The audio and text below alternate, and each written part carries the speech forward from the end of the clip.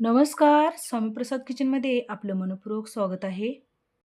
आज आपण एकदम चटपटीत चवीची कच्च्या कैरीची कढी कशी बनवायची किंवा त्याचा सार कसा बनवायचा ते आपण या रेसिपीमध्ये बघणार आहोत.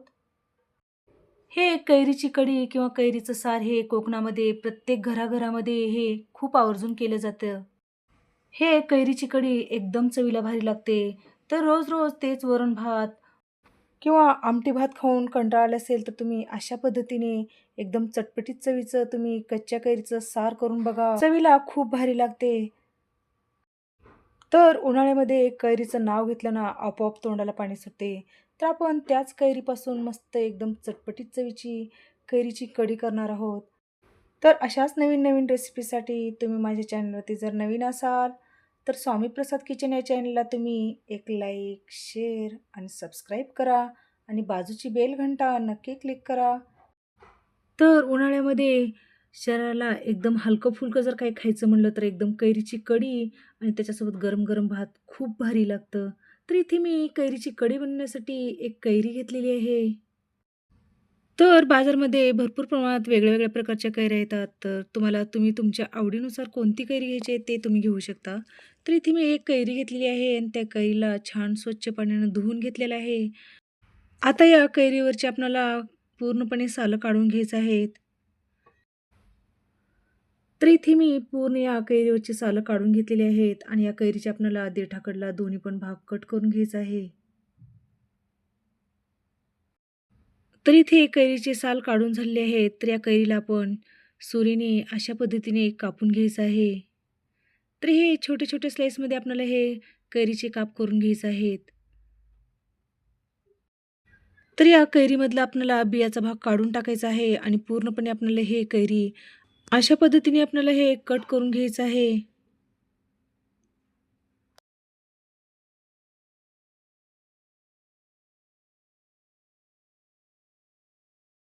तर इथे मी एक कैरीचे पूर्णपणे अशा पद्धतीने हे कैरीचे तुकडे करून घेतलेले आहेत.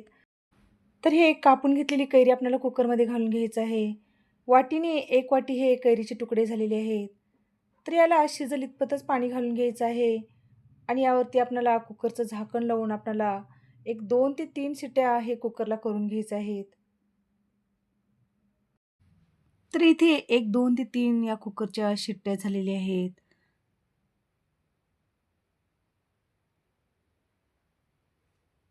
तर आपण यावरचं झाकण काढून बघूया. तर मस्त आपली इथे कैरी शिजून एकदम मऊसूत झालेली आहे. तर या कैरीला आपल्याला पळीने अशा पद्धतीने थोडंसं घोटून घ्यायचं आहे. जर तुम्ही कुकरमध्ये न शिजवता हे कैरी तुम्ही जर पातेल्यात शिजवलात तर एक 8 ते 9 मिनिटामध्ये हे कैरी एकदम मऊसूत शिजून तयार होते.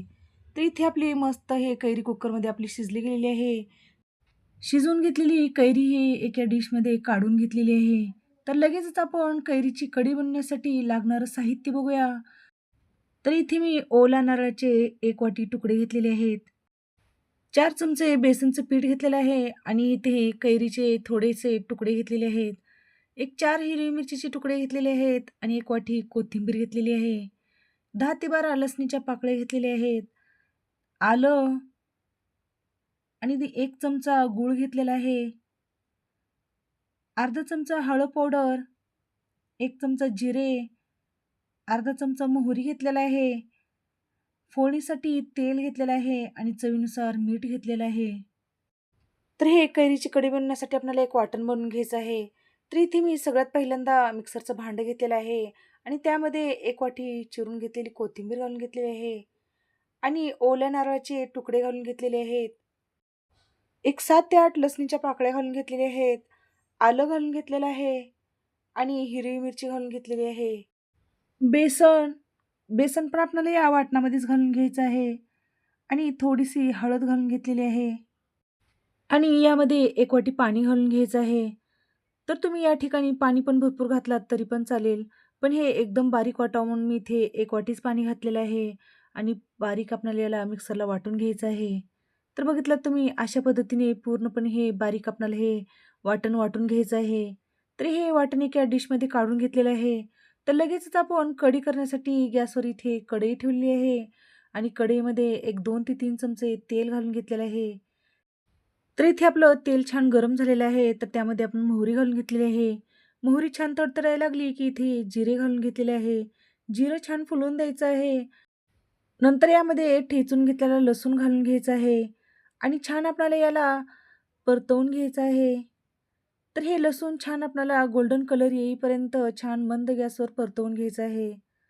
लसूण छान परतल्यानंतर आपल्याला इथे कढीपत्त्याची पानं घालून घ्यायची आहेत. कढीपत्ता पण छान या तेलामध्ये परतल्यानंतर इथे थोडीशी हिंग घालून घ्यायचं आहे. नंतर यामध्ये जे आपण वाटण करून घेतलं होतं ना, ते वाटण घालून घ्यायचं आहे. वाटण घालून एक 2 ते 3 मिनिटंच आपल्याला या तेलामध्ये परतवून घ्यायचं आहे. फार जास्त हे वाटण परतण्याची गरज नाही.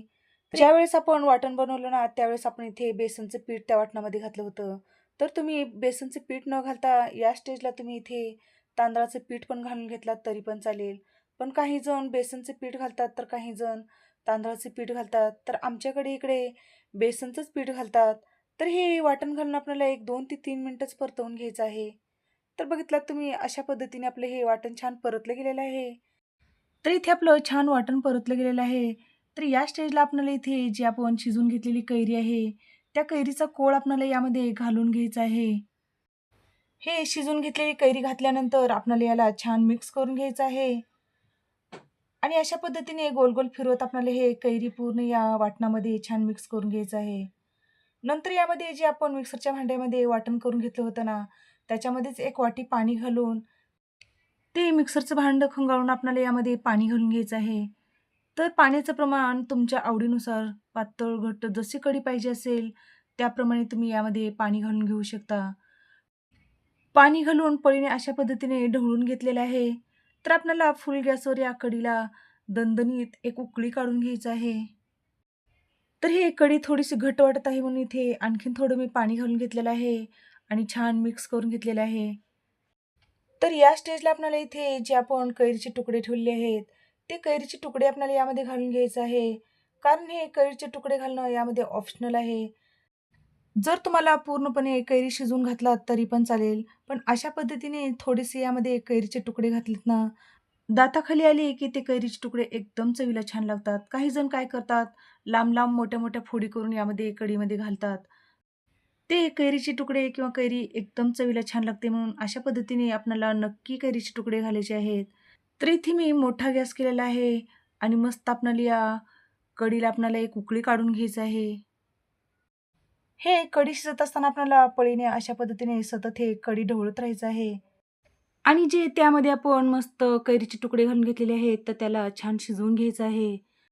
तर इथे एक 5 ते 6 मिनिटं हे कढी छान उकळून घेतलेली आहे. तर यामध्ये खिसून घेतलेला 1 चमचा गूळ घालून घेतलेला आहे आणि चवीनुसार मीठ घालून घेतलेलं आहे. गूळ घालण्याच्या ऐवजी तुम्ही इथे साखर पण घालून घेऊ शकता.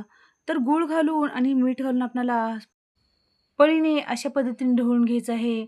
म्हणजे त्यामधलं गूळ आणि हे मीठ विरघळेपर्यंत आपल्याला अशा पद्धतीने हे पळीने ढवळून घ्यायचं आहे. तर या कढीमधलं मीठ आणि गूळ छान विरघळलं गेलेलं आहे आणि छान आपली ही कढी पण छान व्यवस्थित आपली इथे छान शिजली गेलेली आहे. तर बघितलात तुम्ही या कढीला कलर किती सुंदर आलेला आहे. तर इथे मस्त आपली इथे चटपटीत चवीची आपली इथे कढी बनवून तयार झालेली आहे. तर सगळ्यात शेवटी आपल्याला इथे कोथिंबीर घालून घ्यायचं आहे आणि छान या कढीमध्ये मिक्स करून घ्यायचं आहे. तर इथे आपली मस्त एकदम चटाकेदार किंवा चटपटीत चवीची आपली इथे कैरीची कढी किंवा कैरीचा सार बनून तयार झालेला आहे. तर या स्टेजला इथे मी गॅस बंद करून घेतलेला आहे आणि मस्त आपण इथे गरमागरम हे कढी एका डिशमध्ये ही कढी सर्व्ह केलेली आहे. तर बघितलात तुम्ही आपल्या कढीला कलर किती सुंदर आलेला आहे आणि एकदम चटपटीत आणि झणझणीत आणि आंबट गोड चवीची आपली इथे कच्च्या कैरीची कढी किंवा कच्च्या कैरीचा सार बनून तयार झालेला आहे. तर हे कैरीची कढी गरम-गरम वाफवत्या भातासोबत एकदम चवीला भारी लागते. तर उन्हाळ्याच्या दिवसामध्ये कैऱ्या भरपूर येतात, तर तुम्ही अशा पद्धतीने एकदा तरी कच्च्या कैरीची कढी करून बघा. तर तुम्हाला आजची रेसिपी कशी वाटली नक्की एक कमेंट करा. तर अशाच नवीन-नवीन रेसिपीसाठी तुम्ही माझ्या चॅनलवरती जर नवीन असाल, तर स्वामी प्रसाद किचन या चॅनलला तुम्ही एक लाईक, शेअर आणि सबस्क्राईब करा आणि बाजूची बेल घंटा नक्की क्लिक करा. धन्यवाद.